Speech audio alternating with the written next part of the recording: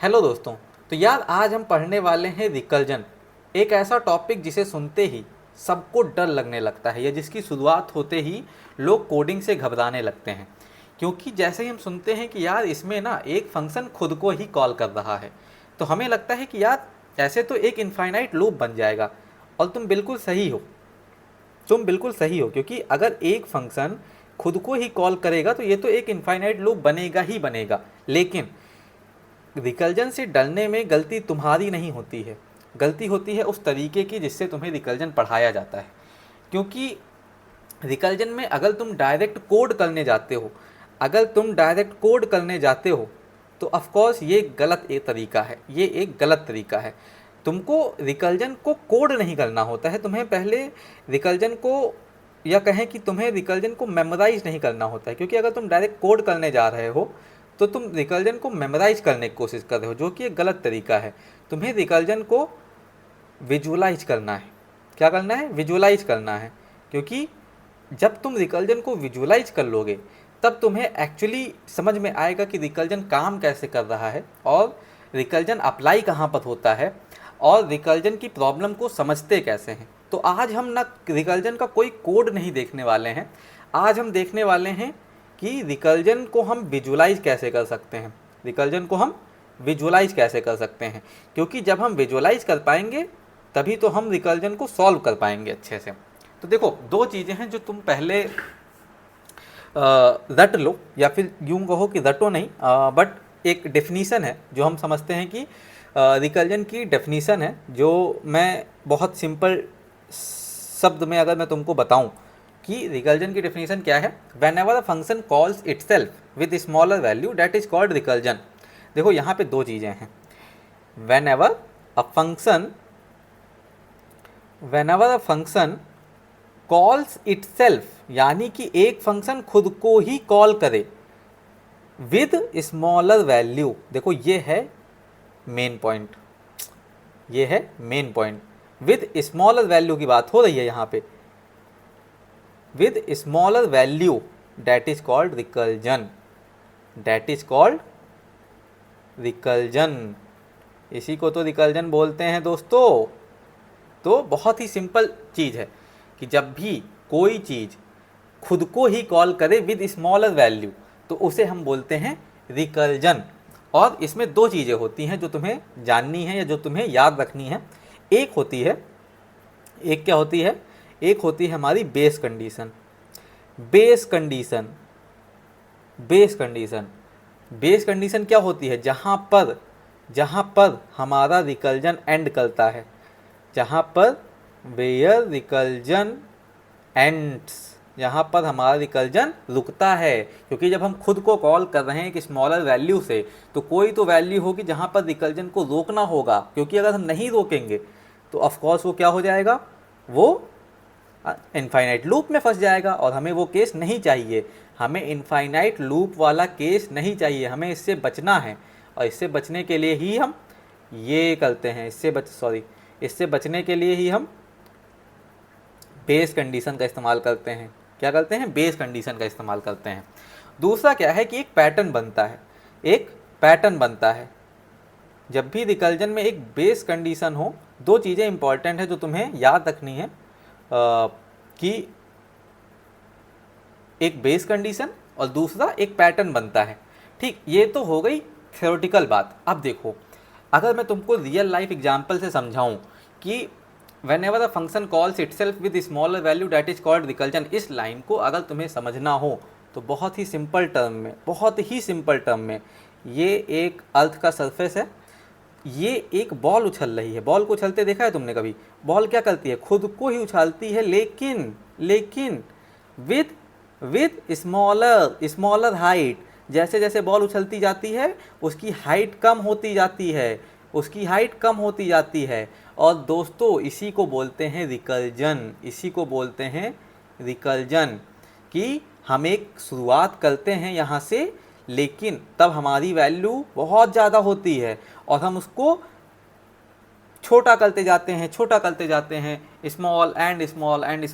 Small, तब तक छोटा करते जाएंगे जब तक हमारी बेस कंडीशन हिट नहीं हो जाती। यहाँ पर जब तक हमारी बेस कंडीशन हिट नहीं हो जाती तब तक हम इसको रिकल्जन को अप्लाई करते चले जाते हैं। ठीक, ये हो गया बहुत ही सिंपल टर्म में तुमको समझाया मैंने कि एक रिकल्जन कैसे काम करता है। लेकिन यार भैया अभी भी हम रिकल्जन को विजुअलाइज नहीं कर पा रहे हैं कि कंप्यूटर साइंस की लैंग्वेज में या फिर यूँ समझो कि एक लेमैन लैंग्वेज में हम ये थोड़ा लिखेंगे कि यार एक बॉल जैसे उछलती हो वैसे ही रिकल्जन। नहीं नहीं, बिल्कुल वैसे नहीं लिखोगे। इसके लिए मैं तुमको 2 एग्जाम्पल दिखाऊंगा। एक जिससे तुम्हारे अंदर एक क्वेश्चन आएगा कि हाँ भाई अगर ये काम तो रिकल्जन की जगह आइटरेशन से भी हो सकता है, बिल्कुल हो सकता है, लेकिन उसकी जगह पर जब हम दूसरा एग्जाम्पल देखेंगे तब तुमको वो ज़्यादा क्लियर होगा या फिर तुम रिकल्जन को ज़्यादा विजुलाइज कर पाओगे। तो चलो पहले एग्जाम्पल की बात करते हैं। तो मान लो पहला एग्जाम्पल ये है कि तुम हो, ठीक है, तुम ब्लाइंड हो, तुम अंधे हो, तुमको कुछ दिखाई नहीं दे रहा है और तुम्हारे आगे एक और बंदा है, ये भी अंधा है, नहीं है, तुम्हें नहीं पता कुछ, तुम्हें बस ये पता है कि तुम्हारे आगे एक बंदा है। क्यों? क्योंकि तुमने अपना हाथ पहुंचा के इसको टच कर लिया है कि हाँ यार कुछ कोई तो खड़ा है यहाँ पे, ठीक, कोई तो खड़ा है। अब क्या है, उसके आगे एक और बंदा है, ठीक, उसके आगे एक और बंदा है, ऐसे ही 4 बंदे हैं। अब तुमको क्या करना है, तुम्हें पता करना है कि यार इस लाइन में टोटल कितने लोग हैं, इस लाइन में टोटल कितने लोग हैं, तुमको ये पता करना है।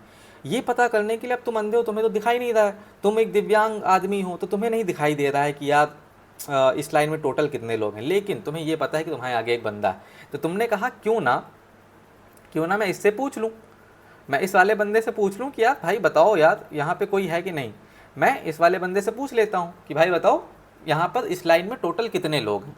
ठीक है, तो तुमने इससे पूछा, अब क्या हुआ कि भाई ये बंदा भी अंधा है यार, ये वाला बंदा भी अंधा है, अब ये भी अंधा है, तो ये तो दिक्कत हो गई। अब इसको भी नहीं पता कि यार कैसे क्या करें, तो इसने क्या किया, इसने अपने आगे वाले से पूछ लिया, क्योंकि इसको भी इतना पता है कि इसके आगे कोई तो खड़ा है, तो इसने कहा यार चलो उससे पूछ लेते हैं, अपने को नहीं पता है, उसको पता होगा तो वो जितने भी मेरे को बताएगा उसके सिवाय मतलब मैं खुद को ऐड करके मैं बता दूंगा। उसने पूछा कि भाई तुम्हारे आगे कितने लोग हैं, मतलब तुम टोटल कितने लोग हो आगे।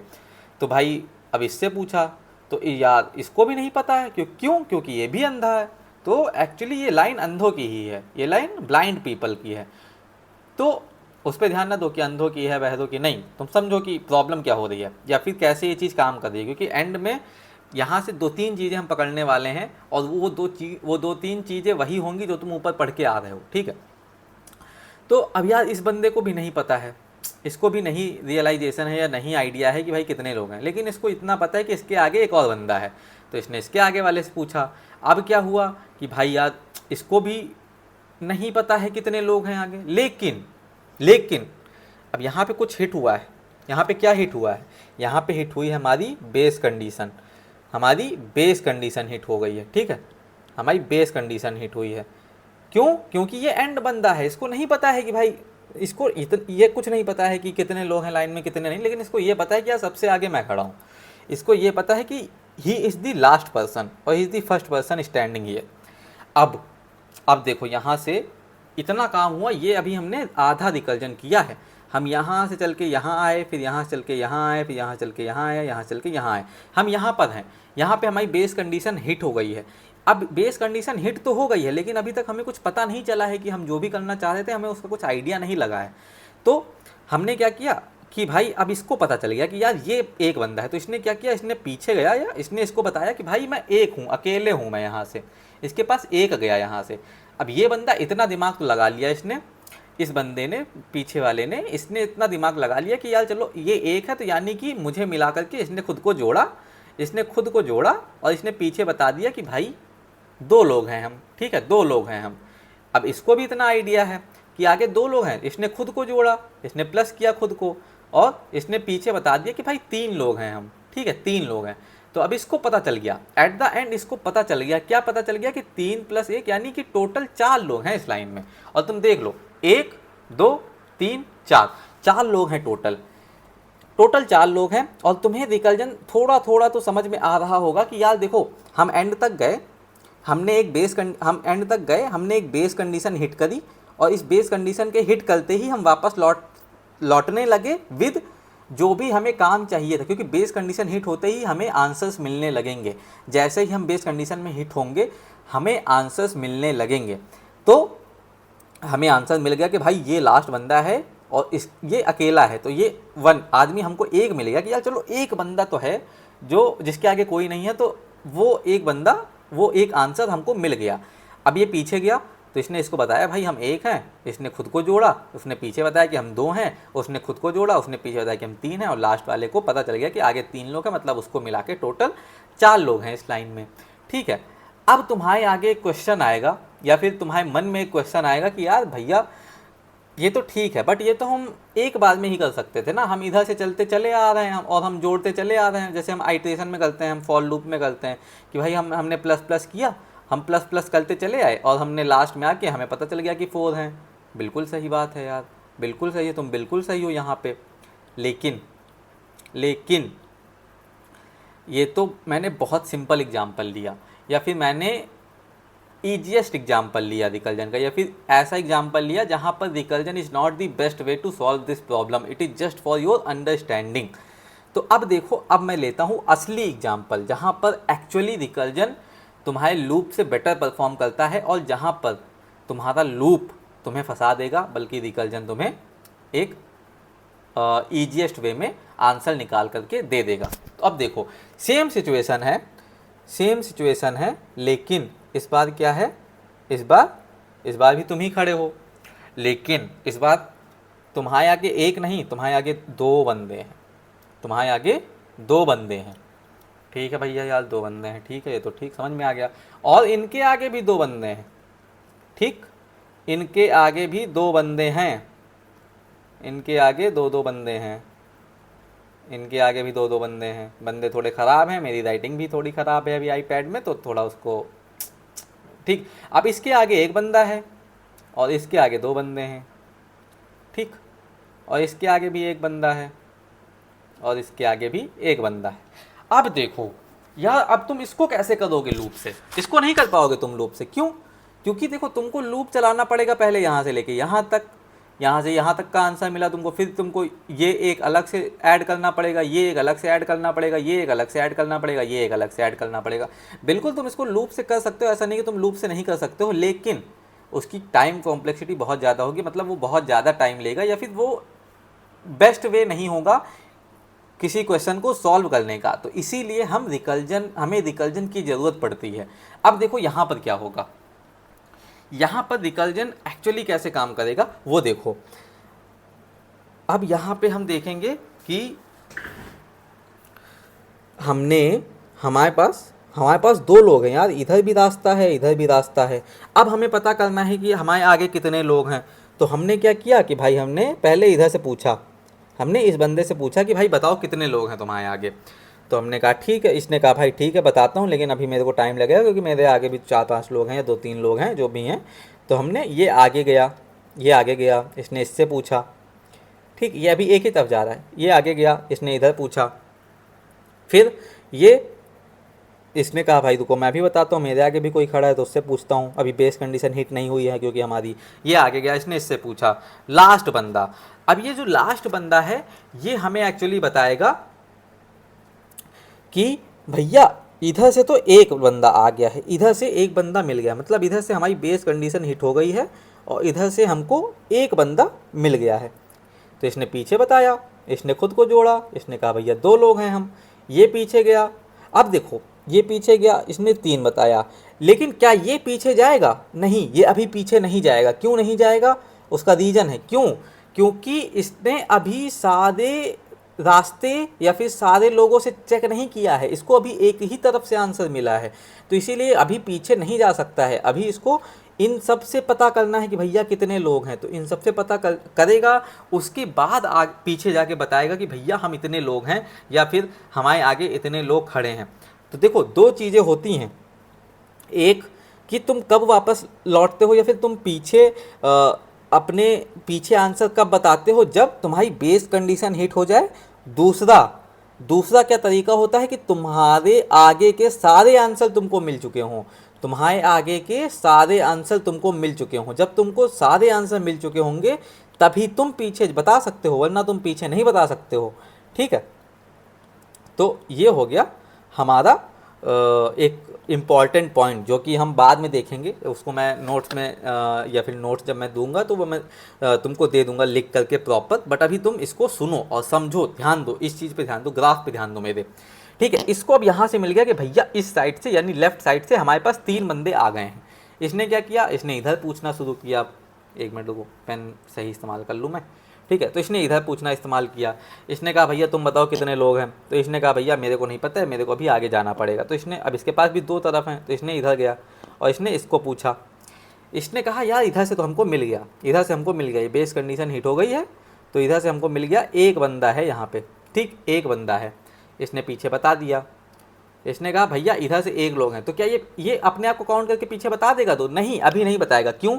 क्योंकि अभी इसको इधर भी आना है, इधर भी तो कोई है, इधर भी तो कोई है। सेम चीज़ हो रही है जो ऊपर से हम कर रहे थे, वही यहाँ पे भी हो रहा है लोएस्ट लेवल पे। तो इसने इधर किया, इसने इससे पूछा, इधर से भी इसको मिल गया कि हाँ भाई इधर से भी एक बंदा आ रहा है, इधर से भी एक बंदा आ रहा है, तो इसने इधर से बता दिया 2। तो अब इधर देखो, अब ये पीछे क्या बताएगा, ये पीछे क्या बताएगा, पीछे बताएगा कि 3 लोग हैं, हम 3 लोग हैं। क्यों? क्यों 3 लोग हैं? क्योंकि 1 2 3, और यहाँ पर मैंने गलती कर दी, मैंने इसको काउंट कर लिया है, इस वाले बंदे को मैंने काउंट कर लिया है इस 3 में, जो कि काउंट नहीं करना चाहिए आइडियली। तो क्या हुआ, यहाँ पे टोटल 6 हैं, तो इसको हम अगर 2 लिख लें, इसको तुम एक सेकंड रुको, इसको मैं मिटा देता हूँ, और यहाँ पे मैं इसको, ये 2 ही आया हमारे पास। ठीक, हमारे पास 2 आया, और यहाँ पे ये टोटल 3 आया, इधर से 3 आया, इधर से 2 आया। इसने खुद को ऐड किया, इसने खुद को ऐड किया, और अब बताएगा पीछे, क्योंकि अब इसके पास कोई वे नहीं बचा है जहाँ पे इसको पूछना है या फिर जहाँ से इसको अभी तक आंसर नहीं मिला है। तो इसने खुद को ऐड किया, तो 3 + 2 + 1 = 6। इसने पीछे क्या बताया कि भैया इधर से तो 6 लोग हैं। ठीक है, इधर से 6 लोग हैं यार। तो अब क्या हुआ, अब क्या ये खुद को जोड़ के बता देगा? अभी नहीं बताएगा, अभी ये इधर जाएगा, क्योंकि इधर का भी रास्ता है। इसने इससे पूछा, इसने इससे पूछा, ये इधर आएगा, इसने इससे पूछा, ये इधर आएगा, तब तक आएगा जब तक बेस कंडीशन हिट नहीं हो जाती है। इधर से इसको 1 मिल गया, इधर से 1 मिल गया, ये पीछे गया, इसने खुद को ऐड किया, अब इसके पास कहीं और जाने का रास्ता है नहीं, या कहीं और नहीं जाना है इसको 2 मिल गया। इसने पीछे बता दिया कि भैया इधर से 2 लोग आ रहे हैं। ठीक, इधर से 2 लोग आ रहे हैं। अब क्या हुआ, अब ये इधर आ रहा है, अब इसको 2 मिल गया इधर से, अब ये इधर आएगा कि हाँ भाई तुम बताओ तुम्हारी तरफ कितने लोग हैं। तो यहाँ पे इसने इससे पूछा, फिर ये आगे आया और इसने इससे पूछा, बेस कंडीशन हिट हो गई। अब क्या हुआ, यहाँ से इसको 1 मिल गया, यहाँ से इसको 1 मिल गया, और कहीं और नहीं जाना है। इसने भी पीछे बता दिया कि 2 लोग हैं इधर। तो टोटल इधर कितना हुआ, 2 + 2 + 1, यानी इधर से टोटल गया 5, इधर से टोटल गया 5, और इसने खुद को ऐड कर लिया लास्ट। अब इसके पास दोनों आंसर मिल गए हैं, तो इसने क्या किया, इसने खुद को ऐड किया और आंसर मिल गया इसको 6 + 5 + 1 = 12, 12 आंसर इसको मिल गया। अब देखो इस ग्राफ को देखो कितना खिचड़ पिचड़ हो गया है। तो ऐसे ही इसी देखो, अब तुम समझे। अब तुम अगर इसको तुम थोड़ा सा विजुलाइज करो, तो यहाँ पे 2-3 चीज़ें हो रही हैं जो हमें ध्यान रखनी है।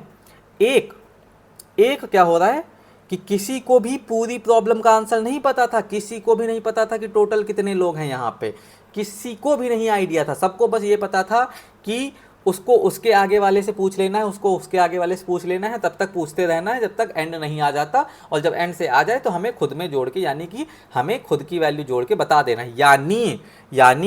यानी कि हम ब्रेक कर रहे हैं एक कॉम्प्लेक्स प्रॉब्लम को, break complex problem into smaller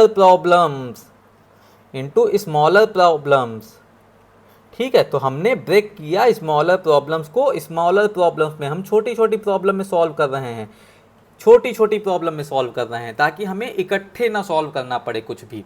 ठीक है, दूसरा टॉपिक क्या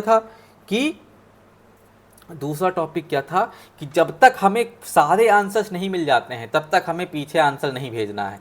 जब तक हमें सारे आंसर्स नहीं मिल जाते हैं तब तक हमें पीछे आंसर नहीं भेजना है। यानी get all the answers and then send it. तो ये 2 चीज़ें हो गई, ये 2 टॉपिक या फिर ये 2 पॉइंट याद रख लेना, क्योंकि यही 2 पॉइंट हैं जो तुम्हें अच्छे से सिखाएंगे कि रिकल्जन एक्चुअली होता क्या है।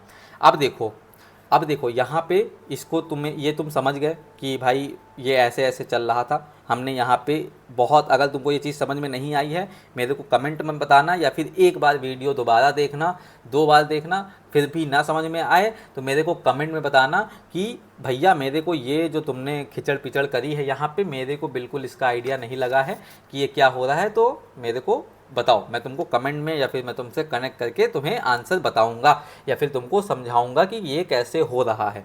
अब देखो सिंपल।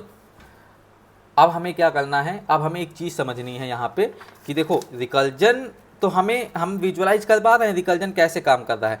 रिकल्जन पहले एंड तक गया, उसने आंसर पूछा, वापस आया, वापस आके फिर चेक किया कि सारे एंड हो गए हैं इस पर्टिकुलर नोड के। जो हम यहाँ पे एक आदमी बना रहे हैं इसको एक पर्टिकुलर नोड मान लो। ये एक ट्री टाइप स्ट्रक्चर होता है जिसमें हम इसको नोड बोलते हैं कंप्यूटर साइंस की लैंग्वेज में। तो इसको एक तुम नोड मान लो या फिर एक आदमी मान लो। तो जैसे ही हमें इस आदमी के पास आंसर मिला, हमने पूछा कि भाई तुमको सबसे आंसर मिल गया है कि नहीं मिला। अगर नहीं मिला है तो वापस जाओ और आगे जाओ और सबसे आंसर पता करो, फिर पीछे आओ, फिर पीछे बताओ, फिर आगे जाओ, फिर पीछे आओ, ठीक, फिर आगे जाओ, फिर आगे जाओ, फिर पीछे आओ, पूछ करके बताओ। तो ऐसे करके ये पूरा झोपड़ी टाइप का स्ट्रक्चर या फिर ये पूरा ट्री टाइप का स्ट्रक्चर बनता है। तो रिकल्जन को विजुअलाइज करना, आई होप कि तुम विजुअलाइज कर पा रहे होगे कि चीज़ें चल कैसे रही हैं। ठीक है, चीज़ें चल कैसे रही हैं। अब देखो तुमने विजुअलाइज कर लिया। अब देखो तुम्हें क्या करना होता है कि जब भी तुम रिकल्जन की प्रॉब्लम देखोगे, खैर वो हम एंड में मतलब नेक्स्ट सेशन में देखेंगे। पहले मैं क्या करता हूँ, मैं तुमको एक सिंपल सी प्रॉब्लम देता हूँ कि मान लो हमारे पास एक प्रॉब्लम है और प्रॉब्लम है कि हमें प्रिंट n नेचुरल नंबर्स। ठीक है, बहुत सिंपल प्रॉब्लम है। सबको ही तुमको रिकल्जन में डायरेक्ट फैक्टोरियल करवाने लगते होंगे, बट मैं वैसा नहीं हूँ। मैं बहुत सिंपल तरीके से तुमको लेके चल रहा हूँ। प्रिंट n नेचुरल नंबर्स, तुम्हें n नेचुरल नंबर प्रिंट करवाने हैं। यानी क्या करना है कि तुम्हारे पास एक n होगा, मान लो n5 है, n5 होगा और ये n5 तुम्हें 1 से लेके n तक के नंबर प्रिंट करवाने होंगे। 1 to n तक के नंबर तुम्हें प्रिंट करवाने हैं। अब इसका कोड तो हम लिख लेंगे बाद में, ठीक है, इसका कोड लिख लेंगे। लेकिन देखो ये तुम उससे भी कर सकते हो, ऑफ कोर्स फॉर लूप से भी कर सकते हो, लेकिन अभी हम क्या है, हम रिकल्जन सीख रहे हैं तो हम इसको रिकल्जन से करके देखेंगे। For loop is the best way to solve this particular problem, लेकिन रिकल्जन समझने के लिए हम इस प्रॉब्लम को रिकल्जन से करने की कोशिश करेंगे, या हम समझेंगे कि इस प्रॉब्लम में रिकल्जन को यूज हम कैसे करेंगे। तो देखो पहली चीज़ कि क्या यहाँ पे हमारे पास बेस कंडीशन होगी, बेस कंडीशन होगी, बिल्कुल होगी। जहाँ पर भी हमें 1 मिल, क्योंकि हमें 1 से प्रिंट करवाना है, तो हमारी बेस कंडीशन क्या होगी, जहाँ पे हमारा n 1 हो जाए वहाँ से लौटना शुरू कर दो, जहाँ पे हमारा n 1 हो जाए वहाँ से लौटना शुरू कर दो, या फिर जहाँ पे हमारा n 0 हो जाए वहाँ से लौटना शुरू कर दो। डिपेंडिंग ऑन तुम किस तरीके से कोड लिख रहे हो उस पर डिपेंड करेगा कि तुम 0 से ले रहे हो या 1 से ले रहे हो। तो वो हम देखेंगे बाद में कि कैसे क्या करते हैं। बट अभी देखो तुम्हें एक वो कंडीशन मिल गई कि हाँ ठीक है, अगर हमारा n 1 हो जाएगा तो हम, और क्या कोई पैटर्न मिल रहा है, पैटर्न मिल रहा है यार, पैटर्न क्यों नहीं मिल रहा है। हमें n प्रिंट करवाना है और हम सेम फंक्शन को कॉल कर सकते हैं n-1 से, तब तक कॉल करते रहेंगे जब तक हमारा n1 या फिर लेस देन और इक्वल टू 0 नहीं हो जाता, तब तक हम कॉल करते रहेंगे। जैसे ही 1 0 होगा हम वापस लौटना शुरू कर देंगे, हम प्रिंट करवाने लगेंगे। बस इतना सा कोड है, इतना सही कोड होगा और इतना सही हमको विजुअलाइज करना है। तो अब देखो मैं तुमको पहले विजुअलाइज करवाऊँ या पहले तुमको कोड लिखवाऊँ। तो देखो यहाँ पे हम पहले कोड लिखेंगे, सिंपल सा कोड लिखेंगे, क्योंकि इसका कोड बिल्कुल भी टफ नहीं है, बहुत ही ईजीएस्ट कोड है। तो हम पहले इसका कोड लिख लेते हैं साइड में, बिल्कुल। तो हमारे पास क्या होगा कि हमारे पास एक फंक्शन होगा, पब्लिक वॉइड फंक्शन होगा, हम अभी ऐसे ही लिख ले रहे हैं। मान लो n-1 है, ठीक है, या फिर इस फंक्शन को मैं दूसरा नाम दे देता हूँ, इस फंक्शन को हम नाम दे देते हैं प्रिंट, ठीक, प्रिंट, सॉरी n-1 नहीं n, हमारे पास प्रिंट n होगा, या जावा में बात करें तो इसको मिटा लेते हैं और इसको हम लिख लेते हैं इंट n, प्रिंट n होगा। और इस फंक्शन के अंदर हम क्या करेंगे, सबसे पहले जब भी देखो एक पॉइंट लिख लो या फिर एक पॉइंट याद कर लो कि जब भी हम रिकल्जन की प्रॉब्लम लिखते हैं सबसे पहले हम बेस कंडीशन लिखते हैं, सबसे पहले हम बेस कंडीशन लिखते हैं। बिना बेस कंडीशन के अगर तुमने अपना रिकल्जन का कोड लिख दिया तो वो एक इनफाइनाइट लूप में फंस जाएगा। फिर तुम यही कहोगे कि भैया ये तो इनफाइनाइट लूप बन गया, मैं बोल रहा था कि यार इनफाइनाइट लूप बन जाता है, कोई सुन ही नहीं रहा था और देखो बन गया। तो जब भी तुम रिकल्जन का फंक्शन लिखोगे तो सबसे पहले तुम बेस कंडीशन लिखोगे। तो हमारी बेस कंडीशन यहाँ पे क्या होगी, बेस कंडीशन क्या होगी, if n is less than equal to 0 तो क्या कर जाओ, रिटर्न कर जाओ, रिटर्न कर जाओ, simple. If n is less than equal to 0 तो रिटर्न कर जाओ। उसके बाद हमें क्या करना है, हमें सेम फंक्शन कॉल करना है with smaller value. Smaller value क्या होगी, हमें 1 to n प्रिंट करवाने हैं। तो दिमाग लगाओ क्या पैटर्न बनेगा, n-1 का पैटर्न बनेगा, यानी 5 के बाद 4 के बाद 3, यानी एक माइनस होता जाएगा ना, एक माइनस होता जाएगा। हमें हर नंबर के लिए प्रिंट करवाना है तो हमें एक माइनस करके वापस आना है। तो एक माइनस करके हम वापस आएंगे। तो हमने सेम फंक्शन कॉल कर दिया, ठीक, सेम फंक्शन कॉल कर दिया। इसको मैं मिटा देता हूँ क्योंकि अभी हम इसका जो ड्राई रन करेंगे ना, इतना भयंकर ड्राई रन होगा कि तुमने कभी देखा ही नहीं होगा वैसा ड्राई रन, ठीक है। अब देखो, अब उसके बाद हमें क्या करना है, हमें कुछ नहीं करना है, बस हमें पर्टिकुलर उसके लिए प्रिंट करवा देना है।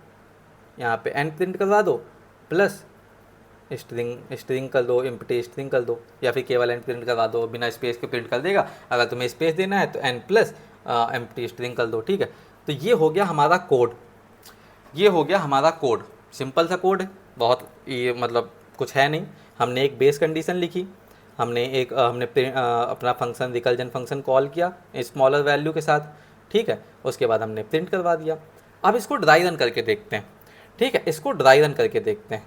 n=5 के लिए करें, n=3 के लिए करें, n=3 के लिए करते हैं क्योंकि n=5 बहुत बड़ा हो जाएगा, ठीक है।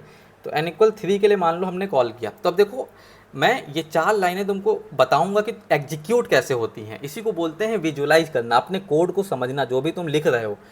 तो देखो, हमने n=3 के लिए स्टार्ट किया, क्यों, क्योंकि यहाँ पे अभी हमारा n जो भी पास होगा हम n=3 के लिए स्टार्ट करते हैं। n=5 होगा तो तुम 5 से कर सकते हो, 4 होगा तो 4 से कर सकते हो, 10 होगा तो 10 से कर सकते हो। क्योंकि ये रिकल्जन है और इसमें बहुत लंबा ड्राई रन चलता है, तो इसीलिए मैंने छोटी वैल्यू ली है जिसमें तुमको समझ में भी आ जाए, एकदम भी छोटी नहीं कि 1 ही में कर दूँ। 3 लिया है जिसमें तुमको अच्छे से समझ में भी आ जाएगा एक्चुअली ये काम कैसे कर रहा है, और साथ ही साथ तुम्हें आइडिया भी लग जाएगा कि रिकल्जन रन कैसे करता है। तो जैसे मैंने ऊपर समझाया था बिल्कुल वैसे ही ये भी चलेगा, बस इसमें है कि इसमें तुम कोड के साथ रिलेट कर रहे होगे, ठीक है। हमने n=3 के लिए रन किया, हम यहाँ पे आए, ये पहली लाइन है हमारी, ठीक। हमने क्या चेक किया, n< or = 0 है तो हमें रिटर्न कर जाना है। तो क्या यहाँ पे n< or = 0 है, n देखो हमारा क्या है, n अभी हमारा ये है, n=3, सॉरी यार कलर ही नहीं चेंज हुआ मेरा, हाँ, तो n हमारा ये है, n=3। तो अभी हमारा n 3 है, क्या 3 0 से छोटा है या 0 के बराबर है, नहीं। तो हमारी जो कंडीशन हुई यहाँ पे मेट नहीं हुई, हमारी मेट नहीं हुई। तो हम क्या करेंगे, हम आगे चले जाएंगे, आगे आ जाओ भाई, आगे आ जाओ।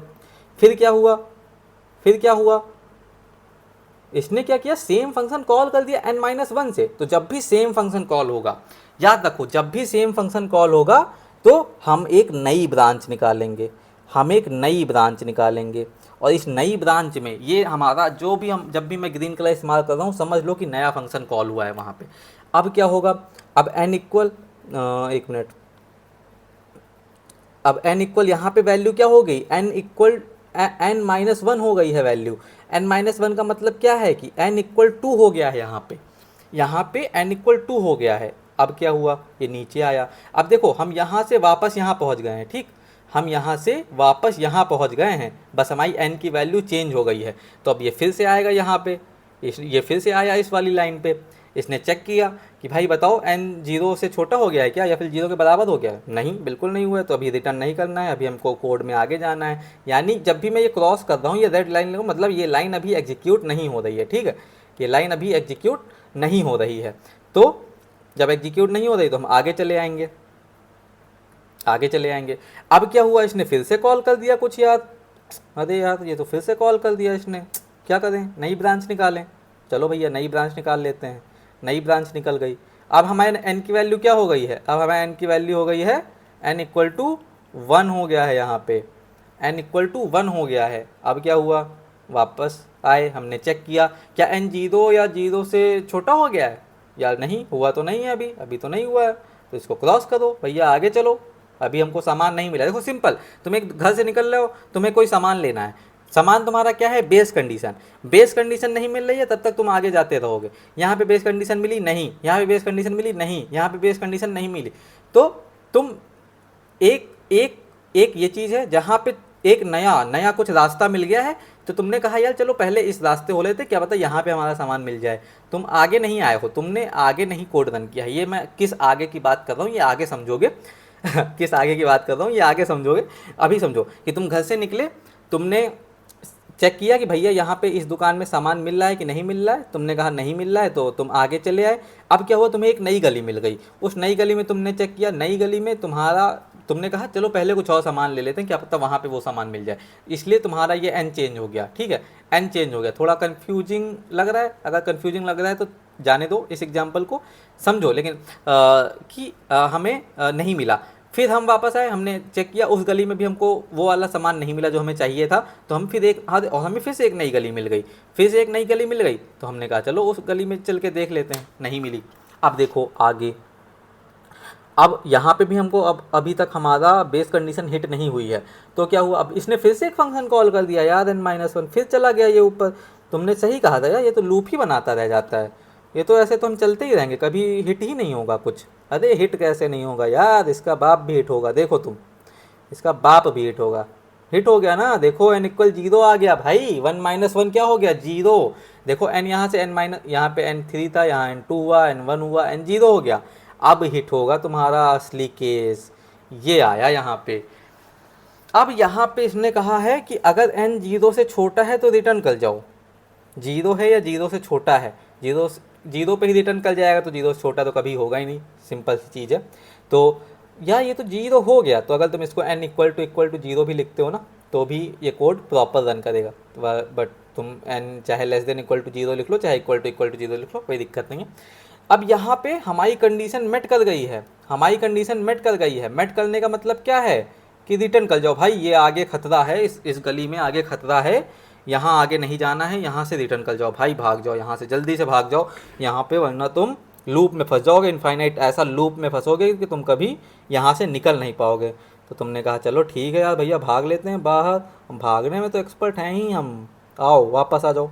कहाँ तक जाओगे, जब भी तुम्हारी बेस कंडीशन हिट करे वापस जाओ जहाँ से तुम्हारा फंक्शन कॉल हुआ था। हमारा फंक्शन कॉल कहाँ से हुआ था, पर्टिकुलर फंक्शन, पर्टिकुलर फंक्शन यहाँ से कॉल हुआ था। क्या बोला था मैंने, जहाँ से ग्रीन कलर यूज हो रहा है वहाँ से ही हमारा फंक्शन कॉल हो रहा है। तो ये वाला जो फंक्शन था जो अभी यहाँ पे लिखा हुआ था, ये यहाँ से कॉल हुआ था इस पॉइंट से, तो यहाँ तक हम वापस आ जाएंगे। ठीक है, यहाँ तक हम वापस आ जाएंगे। अब यहाँ तक वापस आ गए। अब देखो यहाँ तक वापस तो आ गए, लेकिन क्या यहाँ से हम वापस चले जाए। अब देखो जो मैंने यहाँ पे एक एग्जाम्पल दिया था, देखो ये तुम्हारा जो एग्जाम्पल है ये है तो वैसे ये वाला एग्जाम्पल जहाँ पे सिंगल चीज़ें हो रही हैं, सिंगल चीज़ें हो रही हैं, लेकिन ये एग्जाम्पल तो तुम्हारा ये वाला है वैसे। लेकिन देखो जो कोड रन कर रहा है वो बिल्कुल ऐसे ही रन कर रहा है कि भाई इस आदमी के पास हम वापस आ गए, यहाँ से वहाँ वापस आ गए, लेकिन या सॉरी यहाँ पे यहाँ वापस आ गए, लेकिन इसने अभी इन लोगों से नहीं पता किया है कि क्या है आगे, क्या करना है क्या नहीं करना है। सेम हम यहाँ तक कोड रन कर रहे थे, ध्यान दो, हम यहाँ तक कोड रन कर रहे थे, हम इस लाइन पे कभी पहुँचे ही नहीं हैं। इस लाइन पे पहुँचे क्यों नहीं है, क्योंकि यहाँ से हमारा कोड अलग ब्रांच में चला जा रहा था या अलग गली में चला जा रहा था। इस गली में आगे एक और दुकान थी, इस दुकान में भी हमें पता करना है कि भाई क्या करना है। ठीक है, तो अब जब हम उस फंक्शन से इस वाले ये जो हमारा नया फंक्शन कॉल हुआ था वहाँ से जब हम वापस आ गए हैं तब हम आगे जाएंगे। अब हम आगे जाएंगे, अब इसमें क्या लिख रहा है, सिस्टम आउट प्रिंट एन, यानी प्रिंट करवा दो एन। अब एन की वैल्यू इस पर्टिकुलर पाथ के लिए एन की वैल्यू क्या है, इस पर्टिकुलर पाथ के लिए एन की वैल्यू है 1। तो हम क्या करेंगे, हम 1 प्रिंट करवा देंगे। हमने 1 प्रिंट करवा दिया, गुड। अब इसके आगे क्या कोई लाइन है, इसके आगे क्या कोई रास्ता है, नहीं है, कुछ नहीं बचा है, सारी लाइन हिट हो गई हैं और इसके आगे ना कुछ हमारा फंक्शन है ना कोई और नया फंक्शन है, कुछ नहीं। हमने फंक्शन भी रन कर लिया अपना, हमने अपना उसके आगे जो भी काम था वो भी कर लिया। तो अब दो कंडीशन में हम अपने फंक्शन से बाहर निकलते हैं। एक, जब हमारी बेस कंडीशन मेट हो जाती है तब हम प्रीवियस फंक्शन, वो फंक्शन जहाँ से स्टार्ट हो रहा होता है वहाँ वापस चले जाते हैं, या फिर उस पर्टिकुलर फंक्शन के लिए हमने सारी लाइन एग्जीक्यूट कर ली हो तब हम वहाँ से वापस आ जाते हैं। तब हम वहाँ से वापस आ जाते हैं कि भैया हमने इस लाइन से सारी लाइनें एग्जीक्यूट कर ली हैं तो अब यहाँ से वापस चले आओ। अब क्या हुआ, अब यहाँ पे वापस आ गए। अब इस पर्टिकुलर एन के लिए भी तो ये लाइन एग्जीक्यूट होगी मेरे भाई, इस पर्टिकुलर एन के लिए भी तो ये लाइन एग्जीक्यूट होगी। और जैसे ही ये लाइन एग्जीक्यूट होगी तो हम आगे आएंगे और यहाँ पे क्या है, यहाँ पे एन की वैल्यू क्या है, या एन की वैल्यू यहाँ पे 2 है तो हमने 2 प्रिंट करवा दिया, हमने 2 प्रिंट करवा दिया। अब सारी लाइनें एग्जीक्यूट हो गई हैं, सारी लाइनें एग्जीक्यूट हो गई हैं। और जैसे ही सारी लाइनें एग्जीक्यूट हुई तो हम अपने अरे यार कहाँ चले गए, चलो कोई नहीं। तो अब सारी लाइनें ये जो एग्जीक्यूट हुई हैं, अब इसको हम वापस चले आएंगे। ये फंक्शन हमारा ख़त्म हो गया है तो इस फंक्शन से हम बाहर चले आए। अब क्या हुआ, अब क्या हुआ, इस पर्टिकुलर के लिए भी तो ये लाइन एग्जीक्यूट होगी भाई, इस पर्टिकुलर के लिए भी तो ये लाइन एग्जीक्यूट होगी। तो यहाँ पे हम आए, यहाँ पे क्या थी एन की वैल्यू, यहाँ पे एन की वैल्यू थी 3, यहाँ पे अरे यार ये सब मिट गया वापस। तो हमने 2 प्रिंट करवाया था और ये हमने 3 प्रिंट करवा दिया, यही हमारा काम था। अब इसके आगे क्या कुछ कोड है, नहीं, तो इससे भी बाहर निकल जाओ। ये हमारा एंड हो गया हमारे पूरे फंक्शन का, हमारे पूरा फंक्शन अच्छी तरह से एग्जीक्यूट हो गया, हमारा आंसर हमको मिल गया, हमारा आंसर हमको मिल गया। देखो कितना सिंपल था, कितना सिंपल था, कितना। अगर तुमको ये नहीं समझ में आया है तुम इसमें भी कमेंट कर देना, या तुम इसको एक बार दोबारा से देखना, तुम्हें बिल्कुल अच्छे समझ में आ जाएगा कि एक्चुअली यहाँ पे क्या हो रहा था।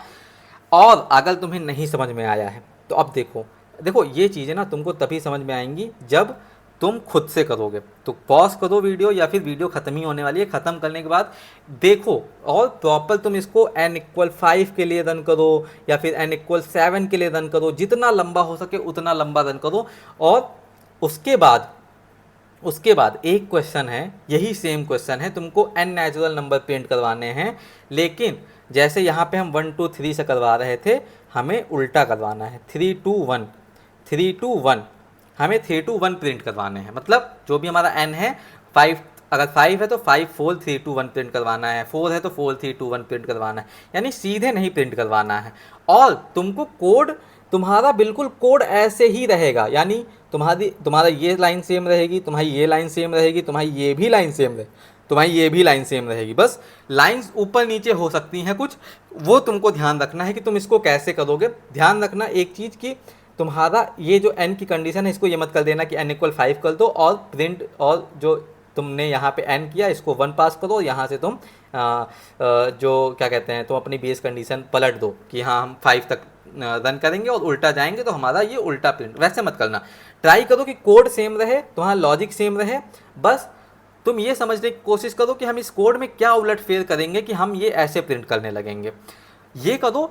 और अगर तुम ड्राई रन करोगे तो तुम्हें समझ में आ जाएगा कि एक्चुअली वो प्रिंट कहाँ पे कर रहा है, तो हमें क्या करना है, तो उससे तुम्हें आइडिया लग जाएगा। और बाकी हम अगले वीडियो में तो बात करेंगे ही इस क्वेश्चन की भी, इस क्वेश्चन की भी, और एक और क्वेश्चन की जो हम देखेंगे। और आई होप कि तुम्हें रिकर्जन से थोड़ा सा तुम्हारा जो डर है, थोड़ा सा जो तुम्हारा डर है वो मिट गया होगा, वो तुम्हारा रिकर्जन मिट गया होगा। अगर हाँ, ये मैंने क्वेश्चन मार्क इसलिए बनाया है क्योंकि ये तुम सहमति दोगे कि हाँ रिकर्जन मुझे थोड़ा सा तो समझ में आया है। देखो मैं नहीं कहता बहुत अच्छे समझ में आ गया, थोड़ा सा तो समझ में आ गया है। और मेरे साथ कंटिन्यू करो। 10 वीडियो या 5 8 वीडियो जो भी बनेंगी, मेरे को नहीं आइडिया है कितनी वीडियो बनेंगी, जितनी भी वीडियो बनेंगी रिकर्जन की, तुम रिकर्जन में मास्टर हो जाओगे। तुम्हें बिल्कुल रिकर्जन देख करके समझ में आ जाएगा कि यार रिकर्जन का कोड ऐसे लिखा जाएगा या फिर इस प्रॉब्लम में रिकर्जन लगेगा। अभी हमने सिर्फ रिकर्जन को विजुलाइज करना सीखा है, इतनी खचड़ पचड़ जो हमने करी है, हमने सिर्फ रिकर्जन को विजुलाइज करना सीखा है। तो अब जो मैं करूँगा, अब मैं क्या करूँगा कि ये अगर तुमको चाहिए तो ये मैं नोट्स शेयर कर दूंगा, बट इससे बेटर नोट्स यार बना करके मैं शेयर करूँगा, डोंट वरी। ये तो सिर्फ पढ़ाने के लिए होता है, तो इसको पढ़ो और हाँ ये क्वेश्चन करो खुद से और फिर देखो कि रिकल्जन तुमको कैसे समझ में नहीं आता है। और बस इसी वीडियो के साथ मिलते हैं अगले किसी वीडियो में, तब तक के लिए बाय बाय।